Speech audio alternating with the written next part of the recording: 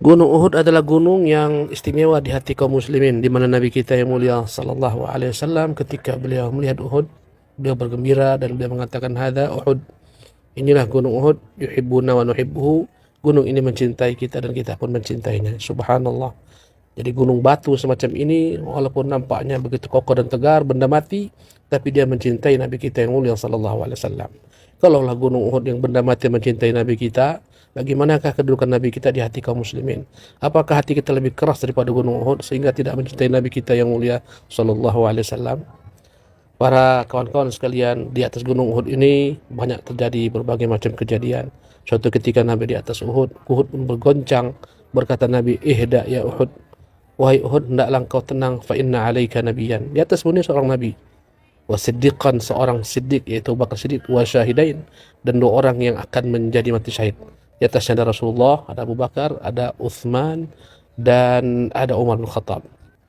Kawan-kawan sekalian, di Uhud ini pula terjadi kisah yang begitu dahsyatnya termuat dalam Al-Quranul Karim, kisah para sahabat-sahabat Nabi kita yang mulia sallallahu alaihi wasallam, yang manakala mereka menyelisihi perintah Nabi, Nabi sudah ingatkan kepada para pasukan mana hendaklah mereka bertahan apapun kejadian yang di bawah sampai datang perintah Nabi.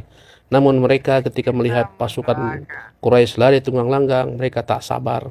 Mereka menganggap peperangan telah usai. Mereka pun turun ke bawah. Mereka mengejar harta. Mereka mengatakan al-ghanimah, al-ghanimah. Subhanallah, akhirnya Khalid bin Walid yang kala itu dalam keadaan musyrik, melihat tak ada lagi pasukan pemanah yang melindungi punggung-punggung kaum muslimin, maka dia pun berjalan dari arah belakang gunung Jabal Rumat. Kemudian tiba-tiba Khalid menyerang kaum muslimin yang sedang sibuk mengumpulkan harta rampasan perang. Berubahlah kondisi dan keadaan. Mereka dalam keadaan terkejut, tiba-tiba di belakang mereka sudah ada kaum musyrikin Quraisy. Kemudian yang dari depan pun kembali mengepung mereka, terjepitlah kaum muslimin. Allah Subhanahu wa taala mengatakan tentang kaum muslimin yang berperang di perang Uhud, "Minkum man yuridud dunya wa minkum man yuridul akhirah, tsumma sarafakum anhum liyabtaliyakum." Di antara kalian ada yang menginginkan dunia, di antara kalian ada yang menginginkan akhirat, kemudian Allah palingkan untuk kalian apa yang dijanjikan Allah Subhanahu wa taala agar Allah menguji kalian.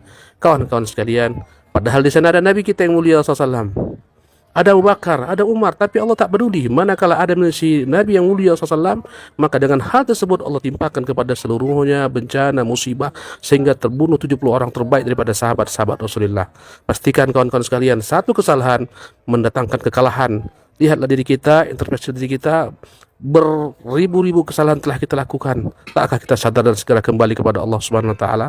Wallahu ta'ala alam. Wa sallallahu wasallam wa barak ala abdihi wa rasulih Muhammad wa akhiru da'wana alhamdulillahi rabbil alamin.